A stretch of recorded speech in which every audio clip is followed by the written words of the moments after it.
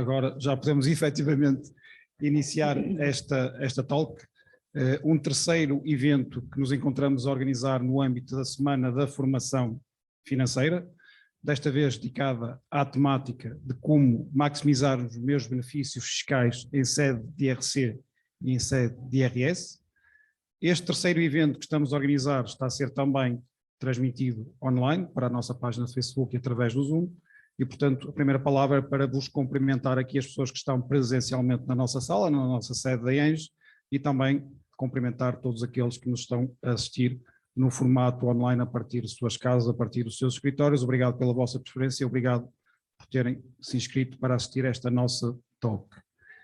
A Semana da Formação Financeira foi realizada as comemorações em 2022, nessa altura a ENGE, enquanto entidade parceira e integrante do Plano Nacional de Formação Financeira, decidiu realizar um conjunto de eventos ligados à literacia financeira, à promoção da literacia financeira, quer do ponto de vista das pessoas, quer do ponto de vista das empresas.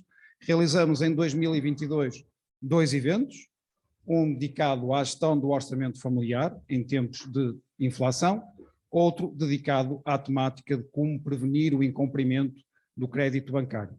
Este terceiro evento, esta última talk, encerra este ciclo de 3 eventos, de 3 webinars, de 3 talks, e este sim então direcionado para a maximização dos benefícios fiscais, quer do ponto de vista das pessoas, quer do ponto de vista das empresas.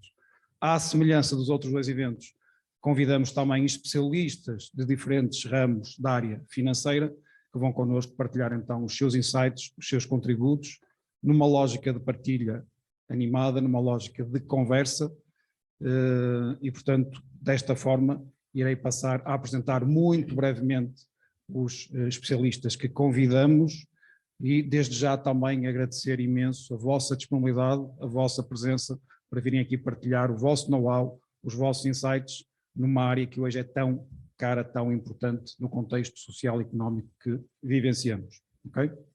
Então, apresentando as pessoas que depois também terão a oportunidade de se apresentar um bocadinho mais detalhadamente, agradecer então a presença da Cristina Pinto, consultora fiscal da Pinheiro Pinto Consultoria, do José Alberto Pinto, também consultor fiscal da Pinheiro Pinto Consultoria, e do José Pedro Farinha, chairman da BitTalkNet.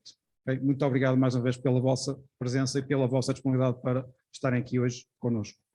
Sem mais demoras, irei passar a palavra ao Miguel Trindade, para ele ser meu colega no Conselho de Gestão, é também o diretor da área financeira da ENGE, que irá, portanto, moderar e dinamizar este evento. Mais uma vez, muito obrigado pela vossa presença, pela vossa participação. Iremos também estar atentos a algumas perguntas que vão sendo colocadas nas redes sociais, no Facebook ou através do Zoom, para no final termos então um espaço depois também para colocar essas perguntas aos nossos participantes. Muito obrigado pela disponibilidade. Miguel, a bola é tua. Muito obrigado. Bom evento e obrigado. Obrigado. Então é um prazer, obrigado Nuno, é um prazer, é a nossa última talk. O Zé Pedro tem-nos acompanhado nas 3 talks e agora temos aqui um ilustre painel. Obrigado a todos que nos vêm lá de casa, obrigado à audiência, quem está presencialmente e obrigado ao painel. Zé Pedro, Cristina, Soutor, muito obrigado a vossa presença. Acho que vamos ter aqui uma conversa informal, uma talk, que vai gerar bastante valor acrescentado. Fizemos esta talk de uma forma muito informal e pedimos e peço desde já ao nosso painel que intervenham quando acham ou quando acharem que é devido, por isso estejam totalmente à vontade. Numa primeira abordagem vou apresentar o Zé Pedro, especialista em assuntos económicos, contabilidade e finanças, Cristina, fiscalista, consultor especialista em assuntos fiscais, Dr. Pinheiro Pinto, fiscalista, consultor e especialista em assuntos fiscais. E agora, queria fazer como faço em todas as talks, dar a palavra aos convidados para se apresentarem, se calhar apresentarem um bocadinho do vosso projeto. Se calhar começarei pela Cristina. Bem, portanto, digamos, a maior parte da minha atividade é precisamente um bocadinho centrado no tema de hoje, como maximizar os benefícios fiscais ou como minimizar legalmente os impostos que temos a pagar em várias áreas. Sou também docente na Católica, dou formação, portanto, no fundo, dedico-me a estas áreas diariamente. E penso que é isto, digamos, o que tenho a dizer. Sr. Pinheiro Pinto, se calhar convidava a apresentar-se também. Eu também há um bocadinho há mais tempo, não é? Que a Cristina. Fiz o ano passado 50 anos de aulas. Portanto, já vou nos 51, para caminho dos 75, em termos de festejo. E, portanto, a minha formação economista, na Faculdade de Economia do Porto, precisamente há 51 anos. E pronto, sempre eu costumo dizer, é pena porque eu não sei quem é que está a ouvir do lado lá, não é? Eu posso estar a dizer assim, algumas coisas menos politicamente corretas, não é? Supostamente podia ter que vir para aqui dizer que chamar a atenção para a obrigação social de cada um de vocês de pagar os impostos devidos e maximizá-los o mais possível. Mas se eu dissesse isso também ia tudo embora, não é? De modo que, pronto, assim como nas minhas aulas de fiscalidade eu não consigo, senão dizer isso e para atrair a clientela costumo dizer que vamos estudar formas de fugir ao fisco. E quando eu digo isto, os alunos acordam, não é? E pronto, e já não falta mais aula nenhuma. Claro que tem que esclarecer que é fugir ao fisco legalmente, porque ilegalmente não faltam catedráticos, não falta... E pronto, isso aí não era preciso formação nenhuma. Mas há uma série de situações. Hoje, francamente, há uma situação que me incomoda um bocadinho, que é a tendência para se considerar que não é positivo, digamos, esta atitude de pagar o mínimo possível de impostos, que antes era visto como uma atitude racional, não é? Como eu costumo dizer, num curso de gestão, as pessoas aprendem gestão financeira, gestão de estoques, e quando metem lá uma cadeira de fiscalidade, ninguém podia pensar que fosse para aprender a pagar o máximo possível de impostos. Portanto, é perfeitamente razoável, tudo dentro de um plano de legalidade. Agora começa com a cláusula geral anti-abuso, que foi criada aqui há uns anos e que esteve muito tempo sem aplicação, começa a interpretar-se isto de uma forma diferente. Aliás, uma coisa que se pode conversar é qual é a diferença entre o planeamento fiscal agressivo e o não agressivo. Doutor, eu vou-lhe pedir só, vamos prender esse pensamento e vamos só deixar o Zé Pedro apresentar-se e a sua empresa e depois vamos começar já o tema. Não, mas isto é uma conversa informal, doutor. Isto é uma conversa informal, por isso podemos intervir, assim como eu dei indicação no início, podemos intervir assim como acharmos que... Então, olá, o meu nome é José Pedro Farinha e, em primeiro lugar, obrigado por ter o privilégio de partilhar mais uma vez o palco com estes dois senhores, e especialmente com o Dr. Pinheiro Pinto. Não faz mal que eu não tenha tempo de me apresentar quando estamos a ouvi-lo. Eu sou o chairman da Betocnet. A Betocnet é uma rede de escritórios de contabilidade independentes que trabalham em rede precisamente para que tenhamos a proximidade com o cliente e, ao mesmo tempo, o benefício das grandes consultoras que, à partida, perdem o benefício da proximidade. A ideia é que nós na rede consigamos partilhar um conjunto de ferramentas, incluindo este conhecimento, para que sejamos mais capazes de acrescentar valor aos nossos clientes. E já não me vou vender mais. Gostava só de dizer que escrevi há muito pouco tempo um artigo que está disponível no nosso site, portanto, Betocnet, que se chama Planeamento Fiscal Proibido ou Obrigatório. Portanto, pegando aqui nas palavras do Dr. Pinheiro Pinto, desafio-vos, se tiverem paciência, são poucas palavras, a ler e depois façam-me chegar os vossos comentários também. Então, a talk promete. Bem-vindos à Casa dos Jovens Empresários. Muito obrigado por terem vindo. Bem-vindos à ANJE. Este tema, dentro da Semana de Formação Financeira, nós optamos por escolher esta data, porque estamos num processo, quer de fecho de ano, a nível de declaração de IRS, a nível de fecho de ano de IRC nas empresas, 2022, e também já podemos estar num momento onde é bastante importante o planeamento fiscal para o ano 2023, não só a nível particular e de famílias, mas também para as empresas. E aqui, se calhar, o primeiro ponto, ou seja, nós vamos andar um bocadinho à volta destes temas. O primeiro ponto, se calhar, era lançar aqui a primeira pergunta: o que é que efetivamente ainda se pode fazer ou se deve fazer a nível de declarações de IRS e de fechos de ano para os particulares e para as famílias? O que é que nós podemos aportar a nível de valor e que conselhos é que podemos dar? Se calhar deixava aqui um bocadinho ao vosso critério. Portanto, este tema do que é que podemos aportar para, no fundo, aquilo que é quase proibido dizermos hoje, que é reduzir os impostos, não é? Nós queremos saber, e vou falar especificamente do IRS, quando vamos entregar a declaração do IRS entre 1 de abril e 30 de junho, o que é que eu posso fazer no preenchimento, neste momento que o ano já passou, o que é que eu posso fazer que me permita reduzir ao máximo o IRS a pagar. Portanto, aqui podemos falar em benefícios fiscais, temos muitos benefícios fiscais que podemos abordar, e quando eu digo muitos, temos mesmo muitos, não é? Portanto, eu a propósito disto, mal comecei a pensar um bocadinho mais em detalhe sobre o tema, lembrei-me logo de um estudo, e até fui recuperar, porque já tinha alguns anos, um relatório que foi produzido em 2019, que era precisamente um estudo sobre os benefícios fiscais em Portugal. Um relatório que foi produzido na sequência da criação de um grupo de trabalho, portanto um conjunto de técnicos foram analisar os benefícios que existem em Portugal para perceber em que ponto estamos, onde é que queremos ir. E na altura, o que se concluiu num relatório de 225 páginas é que tínhamos na altura, e se calhar temos hoje, 500 benefícios fiscais em vigor, em que não se medem não se mede a despesa pública, não se mede depois se essa despesa pública leva de facto, cria um incentivo que se pretende. Portanto, no fundo há uma dificuldade de mensurar e, acima de tudo, há lá uma expressão que diz claramente isto, uma frase que diz claramente que isto inicia que há um facilitismo, é a expressão que é usada, um facilitismo na criação de benefícios. E é isso, acho eu, que todos concluímos ao ler os vários orçamentos do Estado. Normalmente os benefícios surgem, são criados através da lei do Orçamento do Estado, e vemos que todos os anos são criados, eu atrevo-me a dizer, mais de 10 benefícios,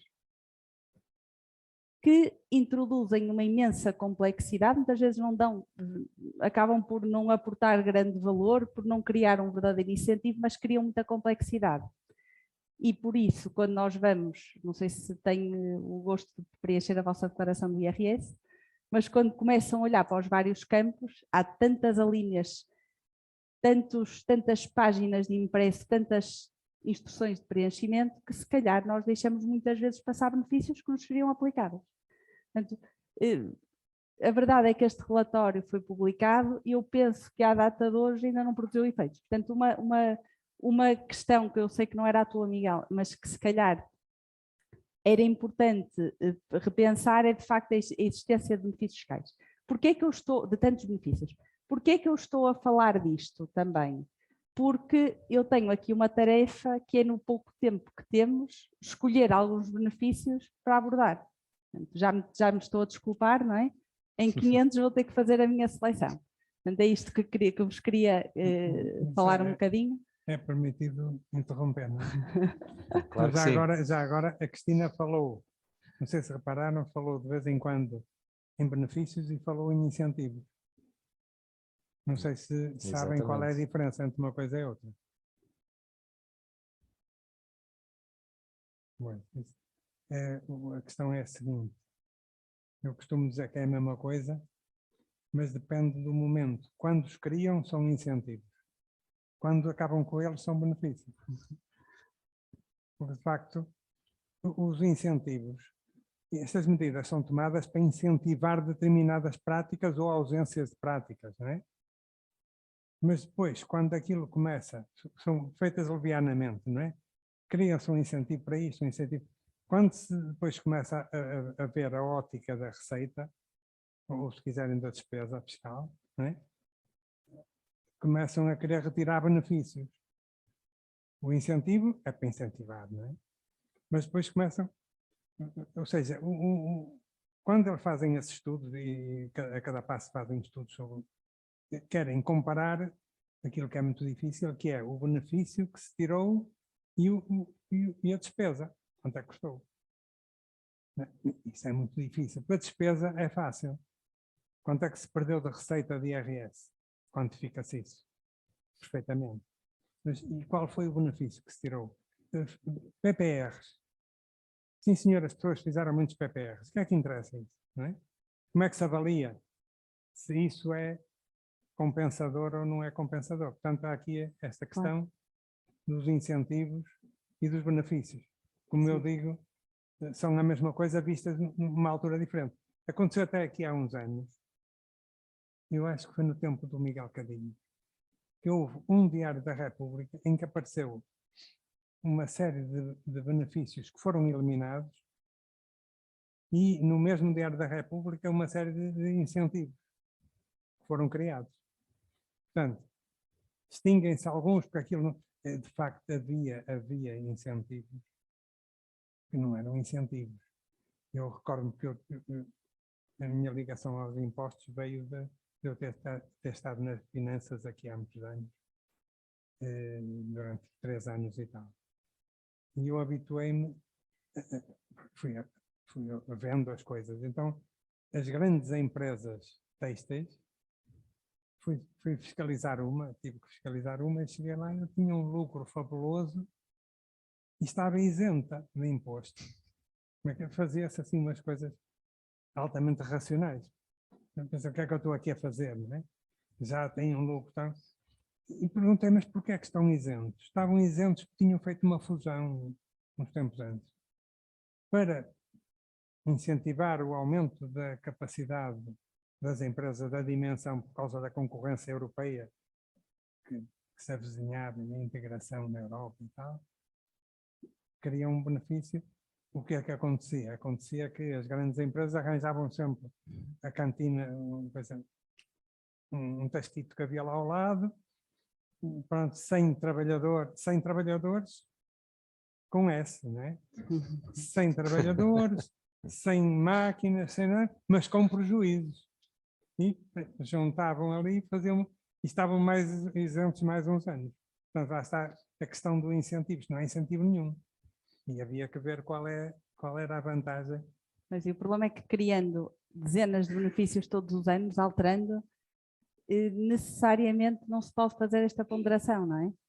Estou-me a recordar, este ano nós temos benefícios em IRS, temos benefícios para a compra de bilhetes de transportes públicos, temos benefícios para as assinaturas periódicas de revistas e de jornais, temos benefícios para, em termos de IRC, para o apoio ao aumento dos encargos com eletricidade, com produtos agrícolas. Temos tantos benefícios que depois temos o problema de as pessoas nem terem conhecimento que eles existem. Outro problema é que a lei não é clara, muitas vezes oferece imensas dúvidas e, portanto, as empresas, principalmente, vão aplicar os benefícios e depois mais à frente são-lhes retirados por problemas de interpretação e, portanto, este tema, de facto, sem me querer desculpar, podíamos estar aqui muitas horas e, portanto, eu acabei por fazer uma seleção de benefícios que, em função do tempo, falarei de mais ou menos, que me parecem mais relevantes. E em termos de IRS, eu se calhar destacaria desde logo o regime do reinvestimento. Isto porque às vezes há algumas confusões de conceitos dentro deste regime e acho que é importante todos percebermos de que é que estamos a falar quando em IRS, portanto pessoas singulares, falamos do regime do reinvestimento. É um benefício fiscal. Porquê que é um benefício fiscal? Porque a regra na tributação das mais-valias de imóveis é tributar, pagar IRS sobre metade das mais-valias, mas o regime do reinvestimento permite que se pague zero de imposto. Portanto, independentemente do valor da mais-valia, o imposto que daí vai decorrer é zero. E quando é que se aplica este regime? Quando eu vendo a minha habitação própria e permanente, e quando eu digo é minha ou de alguém onde vive o meu agregado familiar, portanto pode ser o sítio onde eu vivo, ou se eu tiver, por exemplo, o caso de pessoas que estão imigradas, mas a esposa está cá, o marido está cá e essa casa é vendida, também se aplica o regime do reinvestimento. Portanto, o que eu tenho que vender é a minha habitação ou do meu agregado familiar e tenho que reinvestir. Nós costumamos dizer reinvestir a mais-valia, não se reinveste a mais-valia. nós temos que reinvestir o valor de venda, o valor de realização, numa nova habitação própria permanente. E quando eu digo nova habitação, pode ser já uma casa, pode ser um terreno com construção, pode ser obras de melhoria, de ampliação, portanto é aqui que podemos reinvestir. O reinvestimento pode ser feito para trás ou para a frente, isto é, eu tenho, em função da minha data da venda do imóvel, da minha habitação, eu posso reinvestir nos 24 meses anteriores e até aos 36 meses posteriores, portanto tenho 2 anos para trás e 3 para a frente. E já agora, quando eu digo que tenho que reinvestir o valor de venda, não estou a ser totalmente rigorosa, porque o que eu tenho de facto que reinvestir é o valor de venda deduzido da amortização do empréstimo que eu tinha para a minha habitação própria permanente. Portanto, eu vendo hoje a minha casa por 500 mil euros e tinha para ela um financiamento bancário, um crédito à habitação, e eu ainda devia ao banco 100 mil euros. No momento da escritura, vendo por 500 mil, mas pago 100 mil ao banco do empréstimo. O que é que eu tenho que reinvestir? Apenas a diferença, os 400 mil euros, numa nova habitação própria permanente. E aqui também existe o mesmo pormenor no reinvestimento. Isto é, eu tenho 400 mil euros para reinvestir. Se eu compro uma casa de 700, mas vou buscar ao banco para comprar essa casa 500 mil euros de financiamento bancário para a compra da habitação, então eu só reinvesti 200. E aqui, já agora como é que neste caso acontecia? Tinha que reinvestir 400 mil, só reinvesti 200, então tenho direito ao reinvestimento, ao benefício do reinvestimento, mas proporcionalmente, neste caso, em 50%. Este regime é um regime muito interessante. Às vezes as pessoas perguntam quanto tempo é que eu tenho que viver naquela casa para aplicar o regime do reinvestimento? A lei não prevê, eu diria que deve haver um mínimo razoável, não faz muito sentido que eu viva numa casa um mês e depois venda e queira aplicar o regime do reinvestimento. Não é? Mas também nada diz o contrário. Nada diz o contrário, pronto. Mas aqui eu estou a alertar para isso porque às vezes há pessoas que decidem, vivem por exemplo no Porto e decidem ir viver um mês para o Algarve, não é? Depois vendem por acaso a casa do Algarve e reinvestem. Portanto, No Porto. No Porto, por exemplo, e sempre trabalharam aqui. Só para vos alertar que de facto a lei não tem prazo, mas tem que haver aqui alguma razoabilidade. Não é para dar sugestões. Não é? Claro. Deixo totalmente ao critério. Não é sugestão. Claro, não é um alerta, não é? É um alerta porque às vezes também é preciso, há casos diferentes, há casos de pessoas que vendem de facto a habitação própria permanente, mas não tinham a morada atualizada, viviam, por exemplo, ainda na casa dos pais. Aqui tenho o direito de aplicar o regime do reinvestimento, agora tenho é que fazer a prova de outro modo que vivia lá. Portanto, temos aqui os dois lados. Se for de facto a habitação, sim, claro.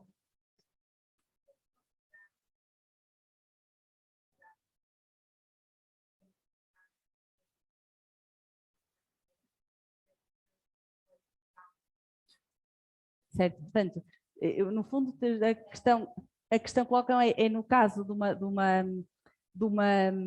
um imóvel que eu vou vender, mas ele está numa herança. Portanto, eu tenho um quinhão hereditário na herança e vamos vender. Os herdeiros que habitarem nesse imóvel podem aplicar na sua parte o regime do reinvestimento. Vamos imaginar, temos 3 herdeiros, a esposa e 2 filhos. Só a esposa é que lá vivia. Ela, quando todos vendem o imóvel a um terceiro, ela terá a sua cota-parte a declarar de mais-valia, pode aplicar o regime do reinvestimento na parte dela. Portanto, aí não há problema nenhum. Nós no final também, já agora esclarecer, nós vamos ter depois 15 minutos para perguntas e respostas, por isso tomem notas e vamos ter depois aqui algum tempo, ou se entretanto formos mais eficientes até temos mais, por isso... E depois só alertava que quando queremos aplicar o regime do reinvestimento temos que ter o cuidado de referir isso na declaração do IRS. Há lá um campo no anexo G, que é onde se declaram as mais-valias, em que diz lá claramente o regime do reinvestimento, portanto temos que o preencher em conformidade com isso, e temos também que ter o cuidado quando compramos uma habitação, a moradia na qual, o imóvel no qual fazemos o reinvestimento, temos que ter o cuidado de mudar para lá o domicílio fiscal num prazo de 12 meses. Portanto, eu estou só a dizer algumas regras, estou conscientemente a passar por cima de outras. Há uma possibilidade de reinvestir em pessoas com pelo menos 65 anos e reformados em alguns produtos financeiros, mas não vou falar disso, perdíamos muito tempo e da minha percepção é algo que não se aplica muito. Portanto, isto é um regime que eu podia referir. E já agora, só para, entretanto, passar a palavra, um outro regime interessante, que é muito utilizado, é a tributação das mais-valias de partes sociais, de ações e de cotas em micro ou pequenas empresas, a tributação em apenas metade do valor. Portanto, se eu vender ações, por hipótese de uma empresa cotada, não é pequena nem micro, pago 28%, aqui com algumas ressalvas desde o órgão. A ver, o problema disto é que nós, quando começamos a tratar da área fiscal, temos imensas ressalvas e, portanto, eu não queria amassar-vos, mas chega um ponto que temos tantas exceções, mas, digamos, regra geral da tributação das mais-valias é em 28% sobre o saldo positivo entre mais e menos-valias.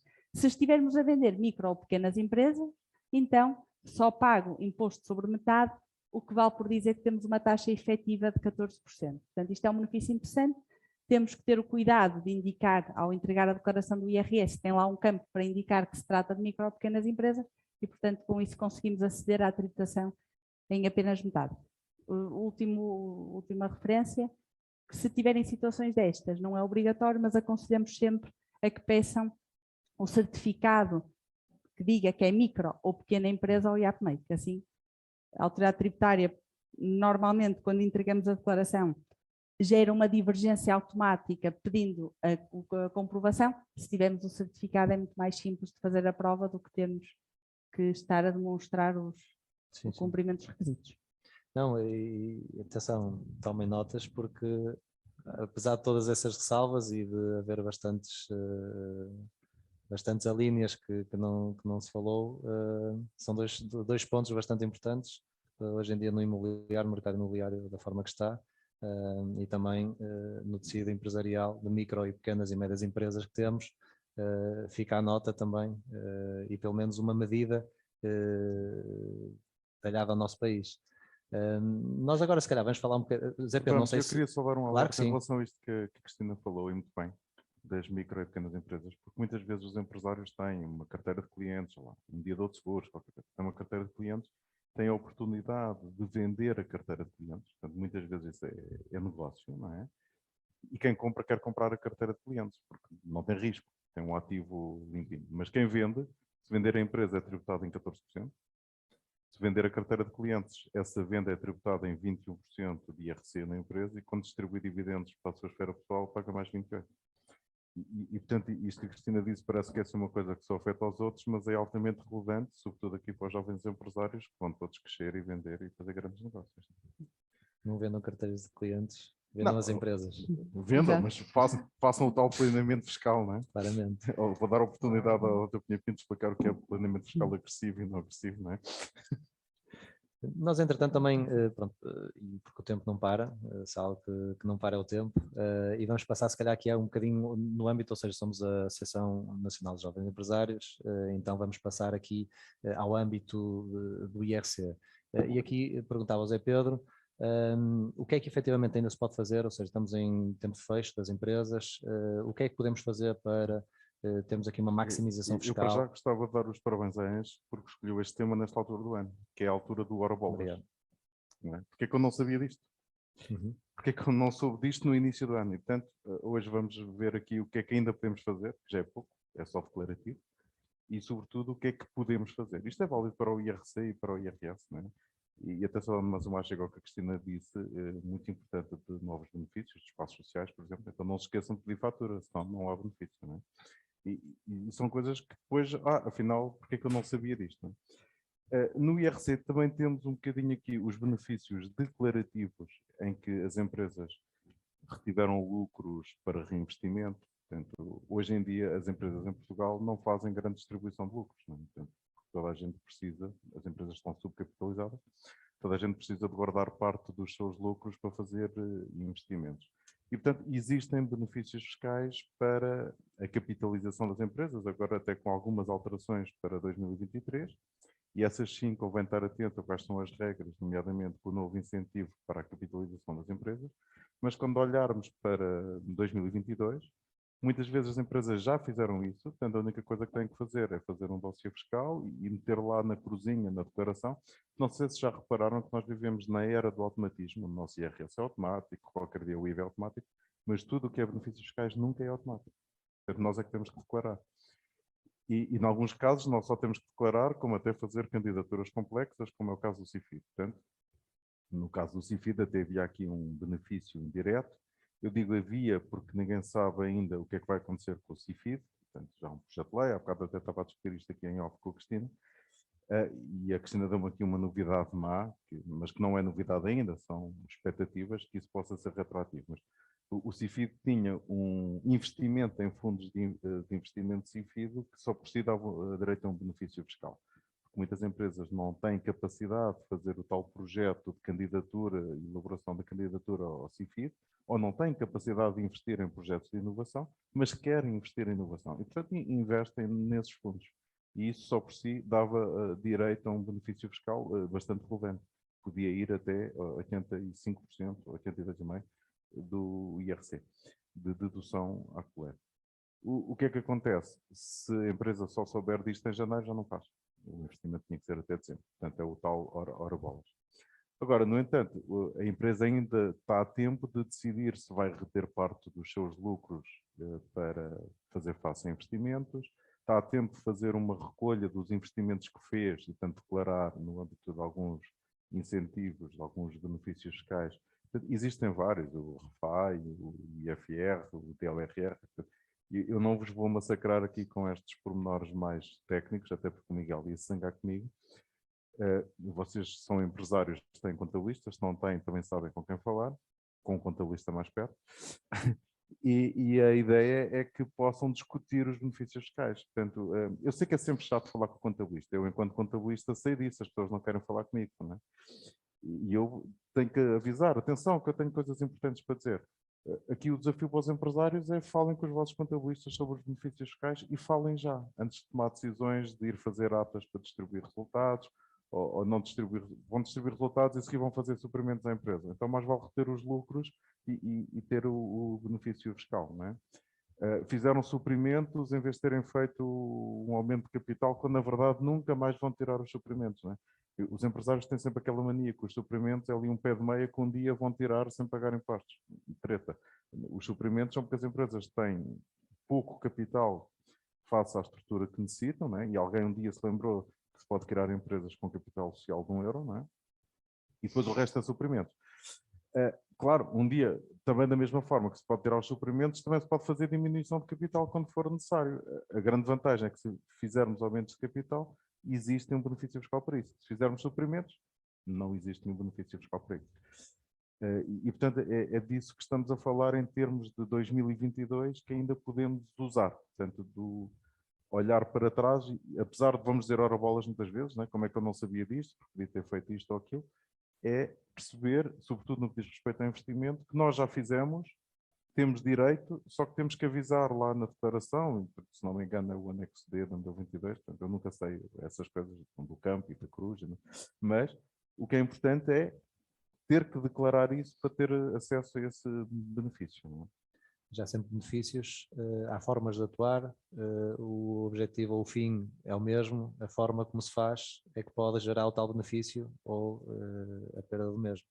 Porque as empresas já fazem, não é? Exatamente. Só não sabem que tem um benefício. A forma como se chega até ao fim é que pode gerar um benefício, então vamos se calhar consultar então o contabilista, ainda o fiscalista. Em relação a 2022, temos aqui algumas majorações de alguns custos, portanto, no transporte rodoviário de mercadorias e passageiros, a majoração dos combustíveis. Temos a taxa reduzida do IRC, tanto para a interioridade, mas eu acho que aqui mais importante até é percebermos o que é que vai mudar depois para 2023. Correto, sim, e aqui é um friendly reminder aos colegas, não é? Ou seja, quem efetivamente tem de aplicar essas majorações porque são custos já de 2022 e que não se pode fazer fazer uma crítica que nos é feita a nós pelos empresários, não é? Raramente é o empresário que diz mal do contabilista, mas de vez em quando ouve-se. E é que nós não olhamos para os benefícios fiscais. E às vezes é verdade. Portanto, aqui o desafio para os nossos colegas contabilistas é que olhem para os benefícios fiscais, falem com os clientes. Portanto, E se calhar em conjunto com os conjunto. empresários, não é? Que se calhar a mais-valia é essa energia e como diz o trabalhar. outro, a conversar é que a gente se entende. Exatamente.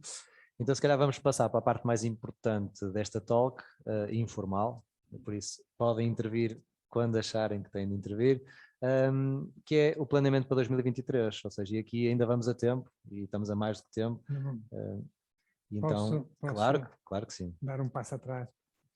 É que acho que ainda há aí qualquer coisa que se possa fazer em relação ao 2022. Okay. Designadamente no IRS, aqueles que têm o azar de preencher a declaração do IRS, encontram lá de vez em quando umas perguntas assim um bocado esquisitas, não é? Designadamente opta pelo englobamento e muitas vezes não sabe o que é que isso quer dizer, não é? E ainda pior, não sabe qual é o efeito que isso tem. Eu aqui há tempos, junto de uma comissão de reforma, que teve a amabilidade de me ouvir sobre estes temas, dei uma sugestão, mas já se perceberam, eu estou sempre um bocado na brincadeira, porque essas coisas não podem ser levadas muito a sério. E às vezes estou a falar a sério e julgam que eu estou a brincar. E eu dizia o seguinte, era bom que as opções, como essa da opção pelo englobamento, fossem tomadas pelo sistema informático. Isto é, eu tenho duas hipóteses, escolher A ou B. Não percebo nada disto, portanto não sei o que é de escolher. Não era muito mais fácil e honesto que fosse o sistema informático a escolher? Os senhores presumem que, primeiro, que o contribuinte que é uma pessoa normal. Eles presumem que é um grande vigarista, mas não é isso. É um tipo normal, tem um raciocínio que quer pagar o mínimo possível de imposto.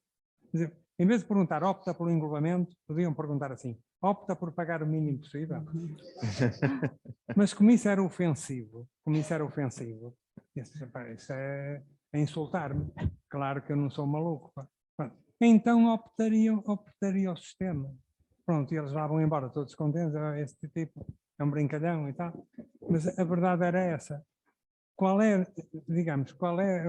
Onde é que está a honestidade de estar a perguntar se opta ou não pelo englobamento na expectativa de que ele escolha a pior? Certeza que não são assim tão mauzinhos, são pessoas de bem, portanto não vão fazer. Bom, de qualquer modo, põe-se este problema prático. Opto pelo englobamento. Quando a gente pergunta, e quando é que se deve optar pelo englobamento? Quando é menos imposto. Obrigado. Isso eu sabia, mas quando? Por exemplo, o que acontece é que nós temos, eu tinha umas notas, eu faço sempre umas notas e depois não ligo às notas, ainda bem não dá muito jeito. Bom, o que acontece é isto, a regra no IRS é o englobamento. Porquê? Porque a Constituição da República Portuguesa diz que o imposto sobre o rendimento pessoal tem que ser único e progressivo. Foi assim que criaram o IRS. Progressivo, pois tem aquelas taxas. Simplesmente, há aqui uma exceção. Estamos a falar já agora do artigo 22, que é o que diz que o imposto resulta do englobamento dos rendimentos das várias categorias, que são 6, hoje em dia. O englobamento disso, e depois aplica-se as taxas do artigo 68, que são progressivas, que vão de 14,5, não sei o que, até 41. Simplesmente, depois, isto não se aplica para não residentes, se compreende, não se aplica no caso de taxas liberatórias e de taxas especiais. O que é que isto dá? Dá que progressivas são categoria A, que é o trabalho dependente, é da categoria B, trabalho independente, da categoria H, pensões. Ou seja, como as pessoas dizem normalmente, é a parte do trabalho. A parte do trabalho. Depois a parte do resto são rendimentos de capitais, são taxas liberatórias, mais-valias são englobadas, as tais das mais-valias dos imóveis são englobadas em 50%, mas são englobadas e, portanto, com uma tributação progressiva. Os rendimentos prediais que tinham englobamento deixaram de ter, portanto, são tributados a uma taxa de 28%, não se sabe porquê, foi até aí. E, portanto, põe-se aqui a questão de saber como é que devemos fazer relativamente a estas matérias. Vamos lá ver. Nos rendimentos prediais, por exemplo, se eu tenho rendas de 2.000 euros e não tenho mais nada, se eu pagar 28%, estou a ser prejudicado, não é? Portanto, se eu tiver rendimentos muito pequeninos, devo optar pelo englobamento. Se eu tiver rendas muito elevadas, nem pensar. E é mais ou menos pacífico, a gente percebe mais ou menos isso. E depois temos sempre a hipótese de fazer simulações. Né? E fazemos as contas, vemos o que é que dá mais, o que é que dá menos. Com cuidado para não nos enganar. Bom, qual era a situação que eu gostaria de destacar e que me parece importante? É uma coisa pela qual eu me bato há muitos anos e que continua para haver muita gente que não adere a esta ideia, que é a questão da tributação dos dividendos, dos lucros distribuídos, que foi variando ao longo dos anos, mas que nos pode enganar um bocado. Ou seja, eu tenho dividendos de uma coisa assim razoável, 500.000 euros no ano, uma coisa modesta. Não? Devo optar pelo englobamento ou não? Tenho uma ideia. Eu estou habituado a qualquer que seja a resposta, eu digo que está mal. Eu faço isso muito aos alunos. Tenho essa mania de fazer perguntas para eles errarem e eu poder corrigir. E digo, não, eu no exame não faço isso, mas nas aulas. Portanto, aqui pode parecer, porque as taxas, a taxa de 48% começa em quê? 80. Mais ou menos 80.000. A partir daí, a taxa já é 48. E depois, por aí acima, ainda temos uma coisa muito gira, criaram o nome principalmente está muito gira, a taxa adicional de solidariedade, não é? Que é de mais 2,5 até 250.000, penso eu, e a partir daí mais 5. Portanto, perante isto, eu, com dividendos da ordem dos 500.000 por ano, claro, não tenho dúvida nenhuma que não deve englobar. Não é? Aparentemente, pelo menos é isso. E ainda para mais eu com esse dinheiro todo não preciso andar para ir estudar, a preocupar-me com essas coisas. Portanto, não englobo. É grande asneira. Grande asneira. Porquê? Porque o artigo 40A do Código do IRS diz que quando o sujeito passivo optar pelo englobamento destes rendimentos, tem direito a englobar apenas metade. O que é que isso significa? Que se eu tenho 500.000 que paguei 28%, porque quando do pagamento retém-me logo na fonte para não haver tentações, de ficar logo ao dinheiro, eu ao englobar vou englobar apenas 250.000. Ou seja, o que vai acontecer é que o ponto de equilíbrio no limite entre englobar e não englobar dá-se uma taxa de IRS de 56%. A taxa é 28%. Para que o imposto fosse o mesmo, quer eu englobasse, quer não englobasse, seria igual se a taxa fosse 56%. Felizmente ainda não é. Portanto, isto significa que pensando exclusivamente em dividendos ou lucros distribuídos. Vale a pena, sem fazer contas, optar pelo englobamento desses lucros. Todavia, há aqui um problema. O mesmo artigo 22, num outro número, vem dizer o seguinte: sempre que o contribuinte opta pelo englobamento, está obrigado a englobar todos os rendimentos da mesma categoria. Isto já variou muito ao longo do tempo.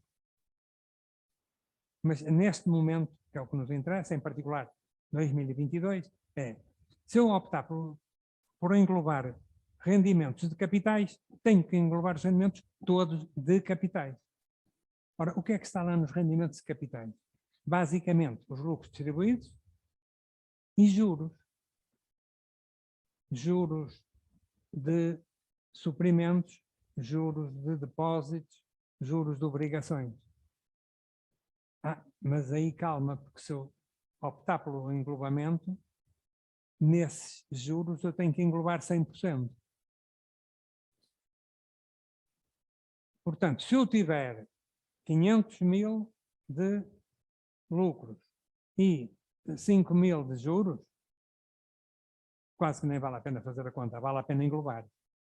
Mas se eu tiver 100 mil de dividendos e 50 mil de juros, já não é assim. Claro que estamos numa altura ainda em que os juros são pouco significativos. Não é? Essas coisas vão mudando em função da legislação e das circunstâncias.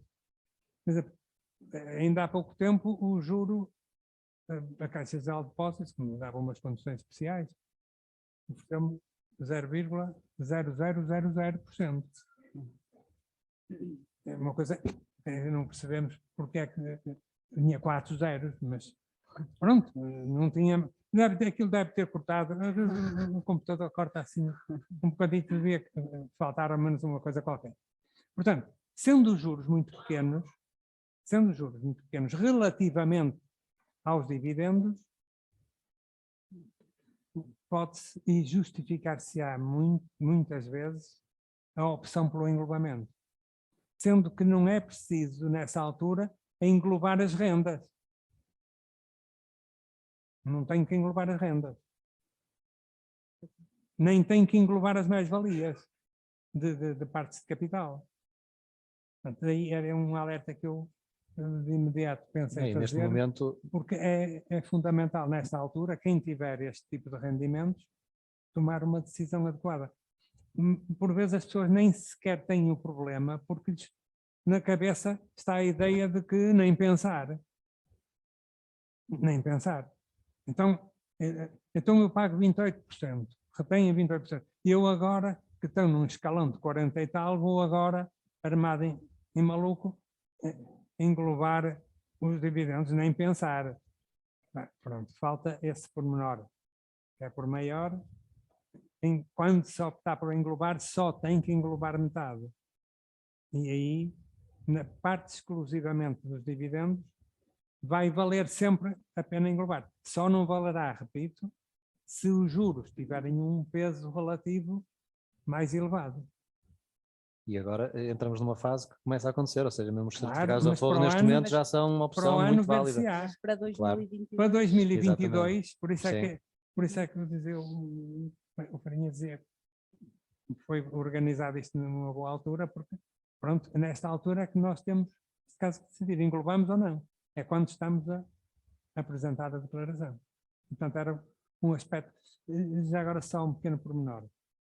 Eu tenho prejuízo, tenho ainda o problema dos prejuízos, o problema dos rendimentos negativos. Eu, se tiver rendimentos negativos, não posso deduzi-los a rendimentos positivos de outras categorias. E eu posso ter, por exemplo, mais-valias, pensar em mais-valias. Posso ter mais-valias negativas. Isto é? A gente é que diz mais-valias, somos otimistas, né? Portanto, também engloba as menos-valias. Se eu tiver menos-valias, devo englobar ou não? de ações, por exemplo. Ações. Devo, porque a própria lei, no artigo 55, diz que as menos-valias são dedutíveis a mais-valias futuras se eu optar pelo englobamento. Portanto, eu tenho, nessa altura, se quiser aproveitar das menos-valias, tenho que optar pelo englobamento, sim. Efeito que isso tem? Nenhum imediato, mas tem, quando eles nos mandam a liquidação do IRS, dizem lá, reporte de perdas, dizem lá quanto é que eu tenho a abater. Claro, depois, nos anos seguintes, o que é que vai acontecer? Vamos imaginar que eu tenho, no ano a seguir, tenho mais-valias de 50 mil e tinha perdas do ano anterior de 40 mil. O que é que eu vou fazer? Opto por englobamento ou não? Eu já digo depende. A resposta do economista deve ser sempre essa. Depende, não é? Pois depende. Porquê? Porque o que vai acontecer é isto. Se eu tenho 50 mil de mais-valias e tenho 40 de períodos anteriores, eu vou ter um rendimento de 10 mil, sobre o qual se calhar vou pagar 48%. Mas se eu não englobar, sobre os 50 mil, vou pagar 28%. Portanto, quer dizer, a par daquela decisão do primeiro ano, temos dos anos seguintes o mesmo problema. Quer dizer, pode acontecer que me valha a pena englobar no ano, no ano a seguir, não. Isto é por ano. E, portanto, no ano a seguir eu tenho que ver, espera aí, se eu englobar, o que é que vai acontecer? Aparentemente, eu tenho 50 mil, vou englobar 10 mil que seja. Epá, pronto, olha, vou abater os 10 mil, estou contente, mas sobre a diferença vou pagar a taxa progressiva. É fazer as contas, como dizia o outro. E, portanto, era mais um alerta que queria fazer. Nos prediais também se passava um bocado isto, porque o fisco entendia mal que para englobar rendimentos negativos era preciso optar para poder reportar. Os tribunais deram razão aos contribuintes e o fisco aceitou e já alterou o programa informático e, portanto, eles próprios fazem isso automaticamente. Mas havia também esse problema, porque nos prediais não é tão comum como as menos-valias, mas nos prediais pode dar rendimento negativo, porque da dedução específica fazem parte obras. Portanto, se o senhorio fez grandes obras num determinado ano, pode naquele ano ter prejuízo, em termos de rendimentos prediais, e portanto pode deduzir isso no futuro. E não precisa de fazer nada aqui. Portanto, aqui já é o sistema informático que está a fazer isso. Nas partes de capital, e parece-me, sempre me pareceu um tema importante, porque sempre assisti a pessoas com rendimentos altos e que não optavam pelo englobamento. E por vezes, quando se lhes falava nisto, iam fazer as contas esquecendo-se que só englobavam metade. Eu tive um caso de um indivíduo que teve a amabilidade de me dizer, afinal, o que me tinhas dito estava errado, porque eu optei, fiz as contas e não dá.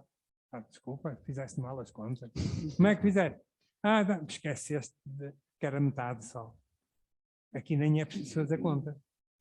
Se não tiver juro, é logo pôr a cozinha sem olhar, sem perder mais tempo.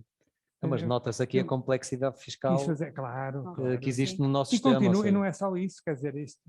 Nós temos aqui a 44ª edição desta, e as outras 43 estão lá, porque de vez em quando é preciso, porque isto vai mudar, não tem sempre a mudar. Também se não mudar, nós ficamos chateados. Eu sou um apaixonado por casos práticos e efetivamente a complexidade fiscal que denotam os casos que trouxe até aqui, para o comum dos mortais pode não acontecer, mas alerta-se já que quem tiver este tipo de situações, certamente, e como depende, se calhar consultar um fiscalista ou um contabilista para vos assessorar na decisão, Mas, porque claro, para nós é no tudo final mais fácil. todos Mas queremos é pagar fácil, menos. o principal às vezes é a pessoa lembrar-se disto, quer dizer, porque, como eu digo, muita gente recebe dividendos e não lhe passa para a cabeça optar por englobar. Nem pensa nisso.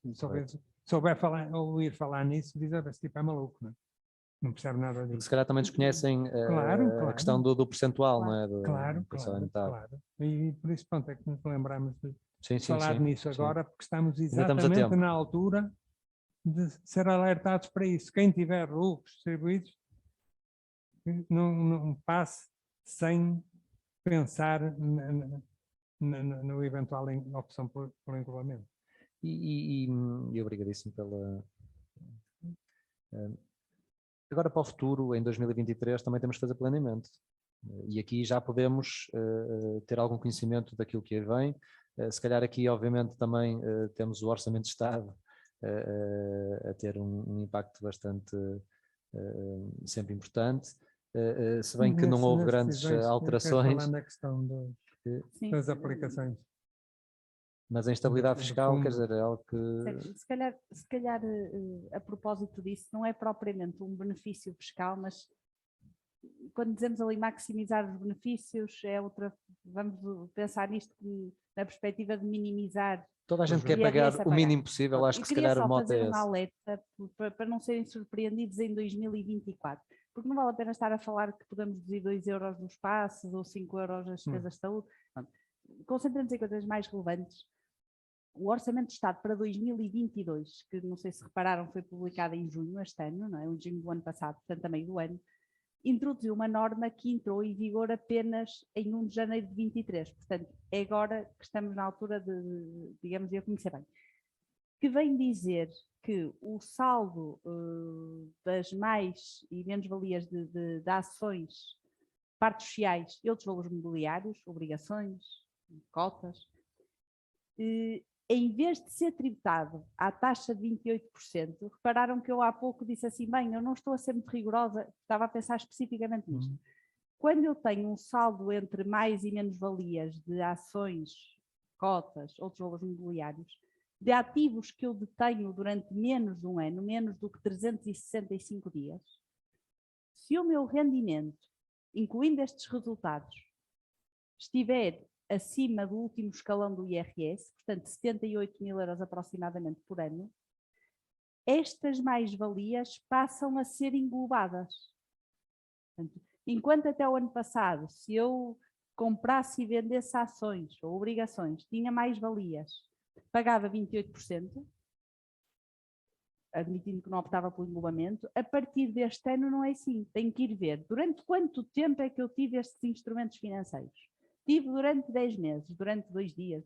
Então, vamos fazer um saldo à parte. Se o meu rendimento total for superior a 78 mil euros, passa a estar sujeito a uma taxa que já vimos pode ir até 53%.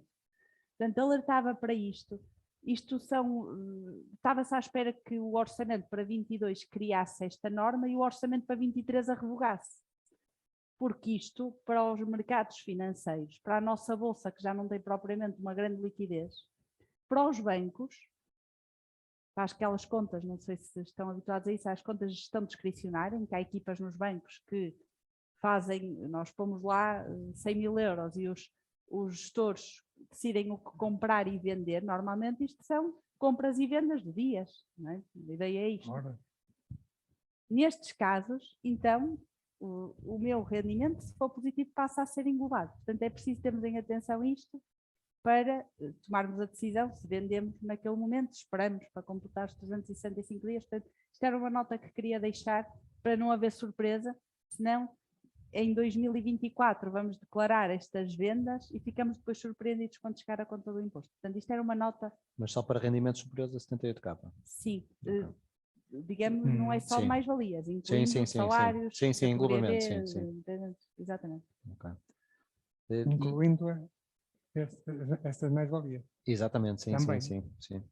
O E, resto, e notas assim para 2023 que podemos começar a ter em conta e o que é que teremos assim no nível de orçamento, a nível IRS, o que é que temos para o ano de 2023 que possam ser boas notícias para as famílias e para os particulares? Boas notícias. Natureza, tento ir Como pelas eu boas dizia- notícias, mas Como recuperar dizia há o pouco, IVA, se calhar recuperar o IVA dos bilhetes de autocarro. Pronto, é isso. Eu posso estar aqui. Aquilo dá uma coisa. Pois, podemos estar aqui há Cada algum bilhete tempo. tem para aí 1 cêntimo. Tem imensos benefícios. Por exemplo, a exclusão da tributação dos ganhos da venda de energia excedentária. Quando as pessoas têm, por exemplo, aqueles painéis 10.000 euros. fotovoltaicos e vendem energia à rede, passam a não ter tributação os primeiros 1.000 euros, por exemplo. Se investirem se comprarem, se assinarem uma revista ou um jornal, também podem deduzir 100% do IVA, que é 6%. Tirando essas questões, esses pormenores, diria, as notícias não são propriamente muito positivas. Saliente, se calhar, um tema que ainda está muito verde, mas o início da tributação dos criptoativos, das criptomoedas, mas em positivo não tenho propriamente E por exemplo, o nada. IRS jovem, há uma medida de IRS jovem O e outra... IRS jovem tem estado sempre a melhorar. O IRS jovem é, no fundo, uma isenção parcial de tributação sobre os rendimentos do trabalho dependente e independente por jovens que terminem um ciclo de ensino, por exemplo, uma licenciatura ou um mestrado, terminam isto entre os 18 e os 26 anos, genericamente. Terminam o mestrado no ano seguinte, não é no próprio ano em que terminam, no ano seguinte têm direito a uma exclusão de tributação durante 5 anos, nos primeiros anos é 50%, depois vai reduzir. Portanto, há de facto melhorias no IRS jovem. E relativamente a essa questão, alguém sabe mais ou menos qual é que é o benefício? O que é que efetivamente um jovem consegue poupar durante esses 5 anos? Zé Pedro, eu não sei se tu aqui tens alguma ideia, se efetivamente existe aqui este benefício do IRS jovem, em 5 anos o jovem vai poupar quê? 1, qualquer coisa salários? Há aqui um benefício efetivo? Não fiz a conta, mas há Não, correto, sim. Há claramente um benefício que é esta isenção. Mas o benefício, por exemplo, um jovem que efetivamente opte, porque isso até estamos a falar, isso foi uma medida que até se utilizou para captar os jovens que queriam emigrar e que podem voltar ao país. Isso era o programa Regressar. Sim, Está, correto. por exemplo. Yeah. Isso era outro programa. Era outro programa. Sim, mas este é o programa não... Este se calhar é um programa, em vez de regressar, não vais para fora, não é? Fica cá. Sim, não tem relevância suficiente. Exatamente. Ou seja, a relevância é mínima, não é? Ou seja, é um apoio, no fundo, ao início aos jovens que começam a trabalhar, mas não é propriamente um benefício como é o benefício do programa Regressar, que é uma não tributação em metade do valor. Okay. Não é como ao regime dos residentes não habituais, que têm isenções ou taxa de 20%, não. Qualquer uma opção, pequenos benefícios que se podem ir ver. E a nível de escalões de IRS, houve algumas alterações? Pode-se dizer alguma coisa? Alterações de pormenor, a atualização de escalões em função da inflação. Também sem questões significativas, não é? Já agora uma pequena questão, mais se calhar formal, que é a questão da progressividade, do grau de... Portanto, como eu disse, segundo a Constituição, o IRS deve ser um imposto único e progressivo. Mas o grau de progressividade não diz lá na Constituição. E o que nós tínhamos, e a generalidade da malta mais nova não sabe disso, é que na década de 80, do século passado, claro, tínhamos uma taxa máxima de tributação do imposto complementar. Havia um imposto profissional, por exemplo, e o complementar. O profissional, suponho que o escalão máximo era 22%. Depois os impostos juntava-se tudo e havia um imposto chamado complementar, cuja taxa máxima era, para quem acreditar, naturalmente, 80%. Portanto, o indivíduo pagava 22% de imposto profissional e depois 80% de complementar. Quer dizer, 80% sobre o resto. Senão ainda tinha que pagar mais que 100%. Ora bom, reduziu-se, pá, de facto, com o IRS, ficou apenas nos 40%, é uma coisa boa, neste momento está em 53%. Né? Portanto, há um exagero. E há uma confusão que os políticos às vezes fazem porque percebem pouco e falam muito, não é? Há uma confusão entre grau de progressividade e número de escalões. E dizem, não, nós vamos aumentar escalões, em vez de 5, passamos a ter 8. Pronto. E o que é que interessa isso para alguma coisa? A progressividade não tem a ver com isso.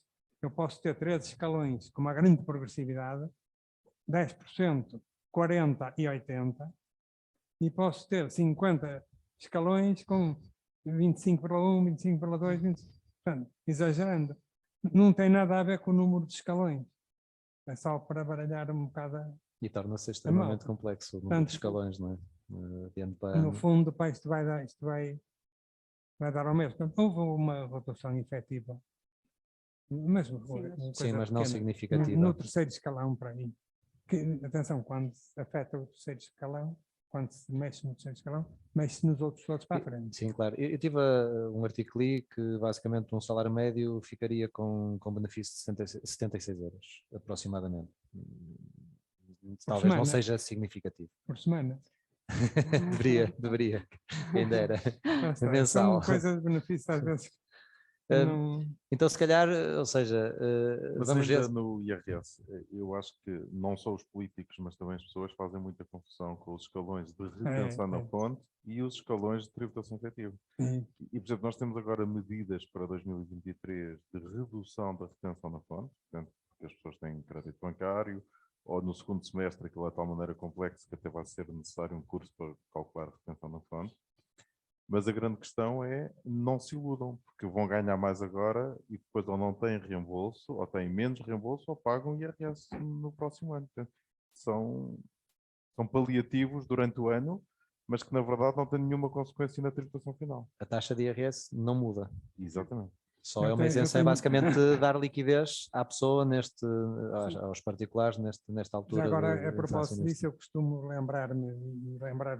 falar aos meus alunos nisso, numa situação aqui há anos em que houve um despacho qualquer que dizia que quando os dois, digamos, membros do agregado familiar que trabalhavam, tinham rendimento, etc., podia fazer uma dedução mais pequena que a da tabela. E eu tive conhecimento disso e cheguei a uma empresa minha cliente e disse lá ao indivíduo que tratava o pessoal, olha, está aqui uma coisa que tem que permitir que reduza a taxa de retenção e vocês que não têm muitos casais a trabalhar e tudo, isso é uma medida que pode interessar e tal, você veja isso. Passado 15 dias, fui lá outra vez e disse, olha lá, então você tratou daquilo, não é assim, tipo um bocado, não tratei nem trato. Isto está agressivo. Então o que é que foi? Você não trata porquê? E ele deu-me uma lição. Nós aprendemos lições de quem menos esperamos muitas vezes. Ele não tinha formação académica significativa.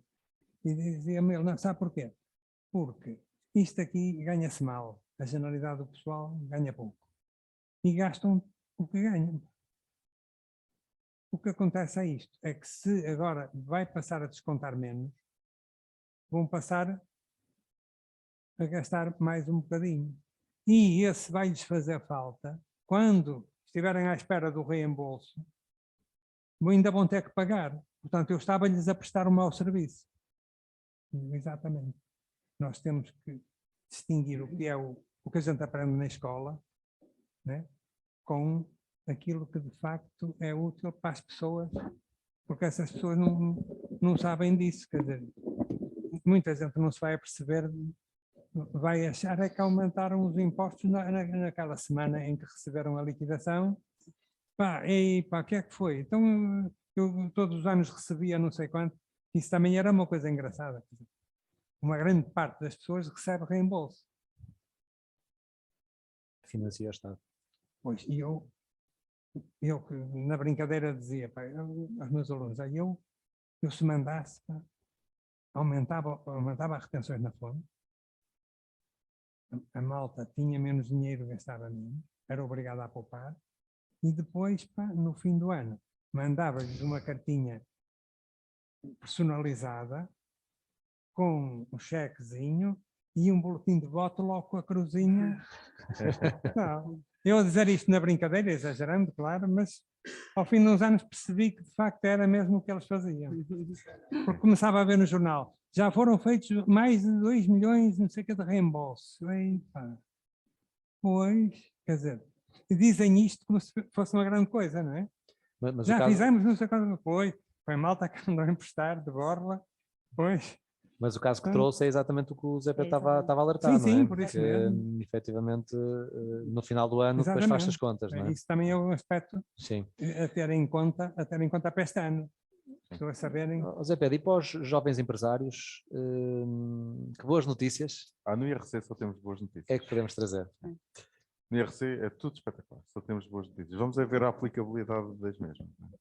Eu escolhi aqui só 340 benefícios para 2023, mas vou escolher então alguns mais relevantes. Para já temos um aumento da taxa reduzida de IRC, que não sendo um benefício fiscal, portanto nós temos uma taxa reduzida de 17,5% até 25 mil euros, passou para 50%, e portanto, no fundo reduz a taxa efetiva do IRC, e no que diz respeito à interioridade, essa taxa é de 12,5%, portanto, para as empresas que estão em zonas do interior com esse benefício. Também no interior temos uma majoração dos encargos com a criação líquida de postos de trabalho em 20%, portanto, até aqui são tudo coisas boas. Temos aqui temos aqui uma coisa engraçada, que é a dedução dos prejuízos fiscais. Portanto, a dedução dos prejuízos fiscais foi talvez das coisas que mais mudou desde que eu trabalho. Portanto, eu não trabalho há tantos anos como o Dr. Pinho Pinto, mas já trabalho há alguns. E foi talvez das coisas que mais mudou. Já foi 6 anos, 5 anos, 4 anos, depois 12 anos para alguns, 6 anos para outros. E agora não há limite, é uma maravilha. Que é engraçado, porque uma empresa que não recupera os seus prejuízos fiscais em 12 anos, portanto, tem aqui uma benesse espetacular para recuperar a seguir, porque ela vai continuar a ser viável. E como esta coisa é tão boa, então nós podíamos deduzir 70% da nossa coleta, podíamos deduzir prejuízos fiscais até 70% do nosso imposto a pagar. Então o Estado reduziu para 65%, porque afinal deu-nos um prazo alargado. Uma excelente política de comunicação fiscal, se calhar nem tanto, não é? Sim. Para o Estado sim, para as empresas não. Agora, há aqui uma benesse, e por isso é que eu estou a falar nisto, que é os prejuízos fiscais obedecem ao regime do FIFO. Basicamente é o primeiro que entra, o primeiro que sai. Ou seja, os primeiros prejuízos fiscais que nós obtivemos tinham que ser os primeiros que gastávamos. E em 2020 e 2021, por causa da Covid, nós temos um incremento de 10 pontos percentuais neste limite dos 70, agora dos 65. E a grande alteração é que acabou o FIFO. Portanto, nós vamos usar primeiro os que nos dá mais jeito, ou seja, 2020 e 2021, e depois logo se vê se temos outros prejuízos para deduzir. E, portanto, isto é um alerta para o crescimento da Declaração de 92 em 2024 sobre 2023, que é usar primeiro os prejuízos obtidos em 2020 e 2021 para poder majorar. Eu tinha aqui um tema que eu gosto muito, mas não vos vou chatear com ele, que são as tributações autónomas. Eu desafio-te a criar uma talk só sobre isso e convidar outra vez então, esta desafio dupla aceito. Temos aqui o Nuno também, que já está a assentir e certamente vamos falar sobre isso. Deixe-me só fazer uma referência à questão do... Eu também cheguei a ouvir dizer aqui que foi um dos motivos para fazerem este diferimento, que é a questão de, pelo menos teoricamente, de aumentar, de melhorar a imagem dos balanços das empresas. Sim. Porquê? Porque o prejuízo fiscal, no âmbito do tratamento dos impostos diferidos, é um ativo. Sim, chama-se ativo por impostos divertidos.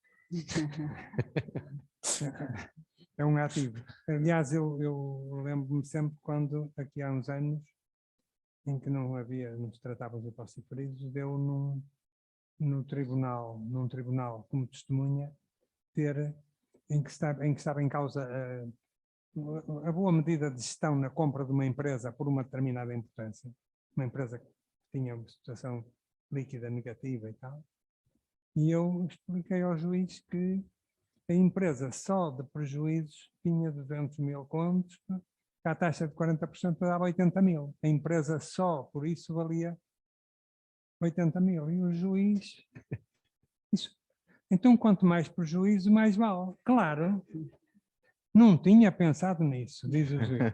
O juiz ficou admirado, porque de facto o grande ativo que essas empresas tinham, sempre que possível, era permitir a dedução de prejuízo. E daí que houvesse compras de empresas, por valúrdios de empresas que tinham milhões de prejuízos acumulados.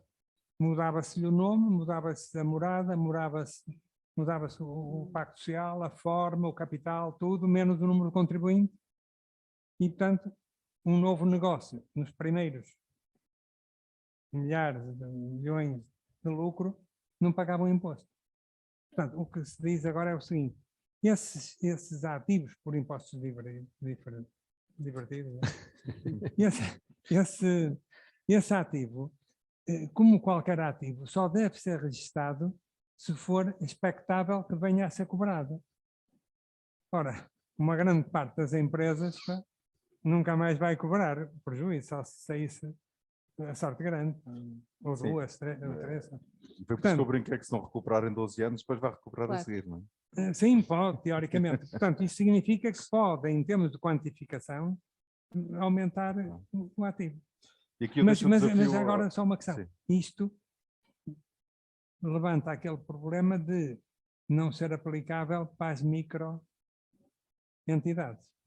Aliás, não é para as microentidades. É para quem adotar a norma das microentidades. Porque uma microentidade pode adotar a das pequenas entidades ou o conjunto completo das normas contabilísticas e de relato financeiro.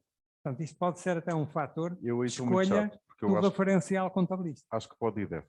A norma das microentidades, e que me perdoem os defensores da norma das microentidades, é só uma aberração. Portanto, vejamos aqui um jovem... das pequenas também. É das pequenas também. É verdade. Portanto, pois era uma... Havia as normas. Vamos imaginar um jovem empresário, incubado na ANGE, logo vai ser um jovem de sucesso. E tanto vai aparecer aqui um investidor internacional e vai-lhe pedir as contas. Portanto, vai querer fazer uma due diligence. E ele vai dizer, não, mas eu uso a norma das microentidades, não tenho a chatear com isso. Agora, anexo ao balanço, é claro que não. Não é? Valorização ao justo valor, capitalização dos ativos por impostos divertidos, não tem nada disso. Então, usa a norma das microentidades. Que assim pague menos ao contabilista. Não faz sentido. Não faz sentido. Como também não faz sentido... Até para a tomada de decisão. Sim. Como também não faz sentido agora alguém dizer, e diz-se publicamente, colegas nossos, que dizem publicamente, não, isto é uma medida espetacular de melhoria dos balanços. Não é. Porque quando houver essa tal due diligence, a primeira coisa que vão dizer é que raio de ativo é este. Corta. Portanto, não é ativo nenhum. E tanto tem que haver consciência nessa mas ouvi análise. Dizer que foi um dos motivos que levou a esta. Eu também ouvi, mas foi de alguém que nunca leu a norma 25 dos impostos. Não é? E não conhece as empresas. E não conhece as empresas. Naquele ponto que referiste há bocado. Daqui a 100 anos vai recuperar. Não, mas ou seja, então, nesse ponto estamos basicamente a dizer que o prejuízo é quase igual ao resultado, ou seja, o tal depende e vamos fazer as contas e falar com contabilistas e fiscalistas e se calhar temos uma empresa altamente valorizada e nunca deu resultado. Mas no ponto que falaste da questão dos benefícios para empresas que vão para o interior do país, por exemplo, a questão de criar postos de trabalho, não é uma dicotomia aqui, criação de postos de trabalho com a eficiência da empresa e... ou seja, a criação de postos de trabalho, por exemplo, eu quero que a minha empresa vá para o interior. Sim, mas é uma medida que tenta trazer alguma seriedade à coisa, não é? Okay. No outro dia um cliente meu disse-me que ia abrir uma fábrica de transformação de peixe na Guarda. E eu perguntei, mas é para este rio? E ele, não. Então onde é que vai ser a fábrica? Não, na Figueira da Foz. Isto elimina um bocadinho este cenário, não é? Okay. É para trazer aqui alguma seriedade à coisa. E, portanto, a criação líquida de postos de trabalho é facilmente atestável pelos descontos na Segurança Social e ver onde é que as pessoas trabalham, onde é que residem. E, portanto, é para que as empresas existam mesmo, para que se fixem mesmo no interior. E, portanto, faz algum sentido, como também faz algum sentido que as empresas vão para o interior e que criem lá emprego, não é? Porque senão é fácil. Eu mudo-me para a Guarda e mantenho as minhas pessoas todas em teletrabalho aqui na Foz do Porto com uma boa vista, não faz sentido. E com um bom clima, não é? Portanto, é precisamente para isso, não é? Eu ainda gostava de chamar a atenção aqui para dois benefícios simples, que é a majoração, que é só para não se esquecer no próximo ano, dos gastos com eletricidade e gás. No caso das empresas agrícolas, portanto, também há uma majoração dos encargos suportados no decurso da atividade agrícola. Portanto, isto pode ser relevante, porque se nós não fomos lá dizer que temos direito a esta majoração, era aquele automatismo que eu dizia que não funciona, ou como o englobamento, no entanto é preciso lá dizer. E depois há aí um que foi muito badalado também em termos de comunicação social, que é a valorização do aumento salarial. Portanto, em que nós podemos majorar portanto, este custo, temos um benefício para aumentos superiores a 5,1% acima do salário mínimo nacional. Portanto, todos aqueles que os funcionários tinham o salário mínimo nacional, portanto, têm um aumento de acordo com o aumento do salário mínimo nacional, já estão fartos. E depois tem aqui um perigo grande que é não se aplica se aumentar o leque salarial. E portanto, imagine uma empresa que tem pessoas que ganham 1.000 euros e tem pessoas que ganham 5.000 euros. Portanto, se nós formos aumentar toda a gente em 6%, portanto, automaticamente cai aqui e automaticamente não cai. Porque o leque salarial, ou seja, a diferença entre os que mais ganham e os que menos ganham, também aumenta. E, portanto, é uma notícia que foi muito badalada, um benefício que foi muito badalado, mas com muita pouca aplicação prática. E é preciso aqui algum cuidado até com as decisões que se tomam hoje. Vamos decidir aumentar toda a gente 5,5%, porque é espetacular. Se aumentar o leque salarial, não há benefício. Nessa para, medida, além, para além de que o benefício não é a majoração do salário. O benefício é a majoração do aumento salarial. Ok. Portanto, vou-vos poupar a cálculos, mas se pegarem num exemplo, chegamos ao final do ano, tivemos imenso trabalho e ganhamos para aí 100 euros ou uma coisa assim. Né? Portanto, E se fosse o IVA do aumento, ainda pior. não, foi um benefício muito falado, mas primeiro é preciso cumprir as condições, como já referiu, do leque salarial. Para além disso, mesmo que se consigam cumprir todas as condições, porque é preciso que o aumento seja determinado por instrumento de regulamentação coletiva de trabalho, portanto, não é um aumento porque eu quero. Tem um conjunto de condições que... ou seja, tem as condições da por isso, se calhar, não se regulamentação do contrato preocupem muito coletivo. com o benefício. Ou seja, é o tal prejuízo que se calhar se nós alocarmos as horas despendidas e das Sem pessoas dúvida. despendidas Sem dúvida. nesse trabalho, se Não calhar vale temos ninguém. prejuízo, Por isso é que eu mas percebo também que os valoriza a contabilistas, empresa, não é? Eu que referi, eu percebo que os contabilistas chegam a um ponto que pensam, eu vou perder tempo com esta análise e chego ao final e das duas uma. Ou dá pouco valor, ou então o valor não é baixo, mas a lei é tão pouco clara que depois o risco de discussão com a autoridade tributária, que é o que se tem visto com o RFAI, com a DLRR, é tão grande que acaba por, infelizmente, nas empresas levar a um mas aqui é mais desinteresse. perigoso ainda, porque pode induzir a erro quem decide. Portanto, hoje os empresários estão a decidir quanto é que aumentam e se aumentam Sem os conhecimento seus destas... Portanto, e estas podem ir atrás particularidades. de um benefício fiscal que, na verdade, não existe. Ou não tem aplicação. Tinhas mais um ponto, não tinhas? Sim, mas eu já falei nele, que é, Ok. quer dizer, há a majoração de 50% dos gastos com espaços sociais, portanto, isso é espetacular, mas é o ICE, portanto, o incentivo à capitalização das empresas. Esta é uma medida que me parece razoável. Chamam de WISE. O ICE, exatamente, o ICE. Mas até é quente, né? Portanto, acho que... Mais categoria.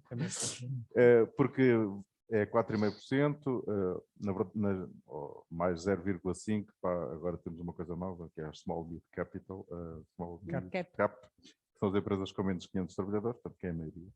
E, portanto, tem uma majoração e é 5%. E o que é que isto quer dizer? Quer dizer que nós podemos considerar como gasto fiscal 5% do valor que retemos na empresa. Portanto, como se tivéssemos ido ao banco.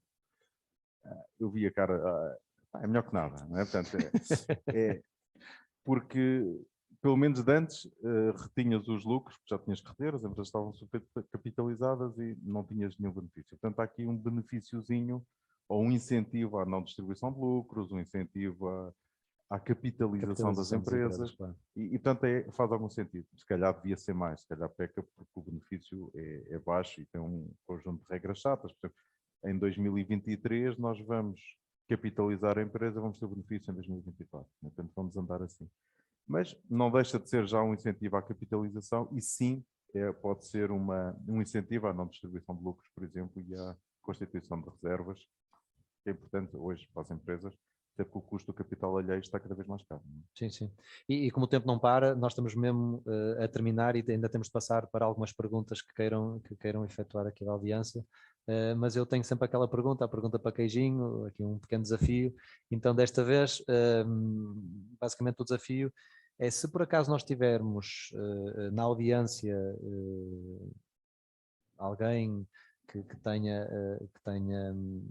algum peso dentro das políticas fiscais, assim, de uma forma breve, que conselho ou o que é que vocês poderiam, que proposta é que tinham para melhorar as condições e a política fiscal ou condições fiscais, de forma às empresas e aos particulares pagarem o menos possível e não terem de colocar a tal cruzinha no englobamento? O que é que poderiam dizer a algum decisor político que nos esteja a ver?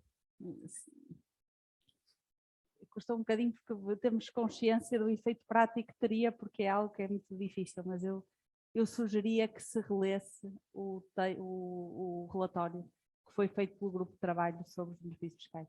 Portanto, acho que vai neste sentido, vamos simplificar o sistema, vamos retirar benefícios, porque se nós tirarmos, reparem, nós estamos sempre a falar de como é que vamos aproveitar benefícios fiscais. Portanto, pelo visto, nós já tivemos o comportamento, não foi pelo benefício que nós fomos levados até o comportamento, nós já fizemos. Agora andamos ao contrário e dizer, eu com base naquilo que fiz e que já ia fazer, quanto é que eu posso ir poupar de imposto? Isto não é um incentivo. Portanto, mais valia perceber quanto é que custa a despesa do Estado, retirar os benefícios e reduzir taxas. Portanto, agora por isso é que eu digo, isto é uma sugestão que já sei que esteja um decisor político, infelizmente. Mas eu gostava de pedir a essa pessoa, se nos está a ouvir, maior estabilidade fiscal. Eu já não discuto se a regra é boa ou se é má. Já vimos aqui um conjunto alargadíssimo de regras que não fazem sentido. Mas deixem-nas quietas durante algum tempo, porque não há nada pior do que os empresários tomarem decisões, muitas vezes com base no que nós, consultores, contabilistas, dizemos, e amanhã já é tudo diferente. Não é? Portanto, quando nós começámos a trabalhar, toda a gente comprava carros em nome das empresas, porque era espetacular para efeitos fiscais. Depois, afinal, ter carro era crime. Depois, ter carro elétrico era espetacular. Agora parece que já não é tão espetacular. Isto é só um pequeno exemplo. Não é? Portanto, o que hoje é verdade, amanhã não é. Pior, cada vez mais, as alterações têm efeitos lá para trás. E isso é quase inaceitável, porque nós não conseguimos tomar decisões certas. Eu já nem vou falar destas políticas que são publicidade simples, né? De bora lá aumentar os salários, temos um benefício fiscal espetacular e depois vai saber, não é? Porque aí já cada um tem que ler. Agora, a grande questão é, hoje vamos aumentar os salários porque temos um benefício e depois, a seguir, no próximo ano, já não temos o benefício, mas os salários já estão aumentados, né? E andamos a tomar decisões sempre a curto prazo com alterações que não fazem sentido. E aí, ou seja, dentro da tua ótica, temos o exemplo que fica para uma próxima talk, mas das tributações autónomas, que é o exemplo prático dessa instabilidade fiscal. Ou seja, simplicidade, estabilidade fiscal e de uma forma muito breve, se o doutor quer uma sugestão aqui. Há uma coisa que eu estava a pensar agora, que se poderia sugerir, que as pessoas vissem as estatísticas. E há uma coisa engraçada que eu, todos os anos, no início das aulas, para que os alunos tenham uma ideia do sistema fiscal, dou-lhes umas estatísticas, uma folhinha. E então o que acontece é isto. Eu começo com números em 1995, portanto não é século XVII, 1995. E até agora. Então verifica-se o seguinte. De 1995 até agora, sabem qual foi o imposto cuja receita mais aumentou, em termos relativos? O imposto cuja receita mais aumentou foi o IVA. Pronto. Que é o que tem uma receita maior. Mas em termos relativos, o imposto que mais aumentou foi o IRC. O IRC, em 1995, era o quarto em termos da receita. O primeiro era o IVA, o segundo era o IRS, o terceiro... Mas o quarto era o IRC. O quarto era o IRC. O terceiro, qual era o terceiro? era o imposto sobre produtos petrolíferos. Não é? Era o terceiro. Ora, o IRC ultrapassou e foi o imposto que subiu mais em termos relativos. Curiosamente, ou não, por isso é que eu achava que deviam refletir mais uma vez, foi o único cuja taxa baixou. E muito. E muito. A taxa em 1995 acho que era 32%. Mas ele começou em 1989 com 36,5%. Uma coisa que achei gira, porque para começar foi logo 36,5%. Para dar o aspecto científico da coisa. No ano a seguir, reduziu fortemente para 36% e depois foi reduzindo até que está em 21%, com um escalão a 17%, não é? E, por outro lado, acontecia isto. Uma grande parte das receitas do IRC, nessa altura, não era receita. Era da Caixa Geral de Depósitos, era da EDP, se calhar não era. Daquelas empresas grandes, eram públicas, portanto aquilo era tudo com a agravante de se dizer, mas isto é boato, não é? Que eles que manipulavam as contas para as privatizarem. Não é? Eles não faziam isso, não é? Portanto, o que acontece é que, apesar de tudo isto, foi o imposto cuja receita mais aumentou. Porque, de facto, havia uma questão para que eu também, na altura, já chamava a atenção, que era a falta de moralidade do sistema. Quer dizer, não é justo ter aquelas taxas. E como as taxas eram muito altas, eu fugia. E como eu fugia, as taxas tinham que ser altas. E entrávamos aí num ciclo vicioso. Portanto, a coisa melhorou, mas a tendência é para descambar outra vez. O caso do IRS. Baixa 40%. Como se fosse 40% fosse uma coisa todo mundo. Mas depois já vai em 53%. E não satisfeitos com isso, mesmo em termos da sociedade, criam agravamentos, criam taxas extraordinárias e depois, apesar de tudo isso estar devidamente montado, ainda vem tributar os lucros excessivos. Não basta o agravamento que eles já tinham. Já agora um colega aqui há tempos perguntou-me, diz-me lá uma coisa, o que é que são os lucros excessivos? Bem, são os dos outros. Aí é que ele percebeu que fala-se muito. Ela aí nem falou nisso, falou em excedentário. Excedentário. Pronto, sempre não é tão grave, agora lucros excessivos. Excessivos não, é o que cada um tem, não é? Uma economia de mercado. Mas então temos simplicidade, estabilidade, e depois aqui olhar um bocadinho para a estatística, olhar para o passado. Eu, por acaso, quando falou dos impostos, o que mais aumentou, eu ia dizer outros, que também é os outros que toda a gente quer saber o que é que são. Os outros são pequeninos. Não, o principal outro que temos para lá deve ser o imposto de selo. Sim, mas os outros... Que é um imposto, aqui há uma série de anos, era ministro o Dr. Miguel Cadilho, e foi um jantar com os antigos alunos. E então depois fizeram perguntas. E há um aluno que lhe pergunta, um antigo aluno, perguntou, porquê é que não acaba com o imposto de selo?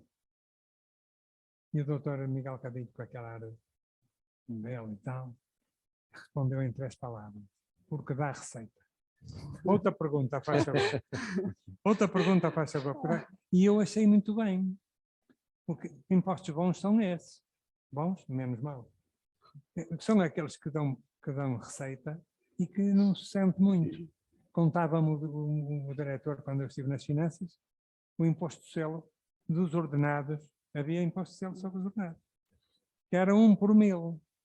E ainda, à altura, dentro da política que já vinha do Afonso Henriques, aumentam para 2 por 1000. Mas no Diário da República apareceu o 2%. E dizia-me o diretor, o senhor quer saber uma grande quantidade de malta que pagou os 2%? Pois, quer dizer, dá pouco dinheiro, portanto, aquilo era pouco dinheiro, e é uma das vantagens do imposto de selo. O selo que eu creio que é o maior, não é? É o maior em termos de receita dos outros. Deve ser esse. Mas, gosto muito pequenino. É um prazer ouvir-vos, eu ficava aqui mais mais 2 horas, 3, 4, mas não pode ser. E eu se calhar abria, se calhar algumas 2 ou 3 perguntas a alguém que queira colocar alguma questão, se não coloco eu. Eu estou aqui mais... Claro que sim. Se não se importa só com o microfone para ouvirem lá em casa. Em relação aos rendimentos prediais, estão a pensar agora em relação aos contratos de arrendamento, se for por um tempo superior a 5 anos, a taxa é inferior? Já existe essa regra para contratos de arrendamento para habitação, Sim. com pelo menos 2 anos.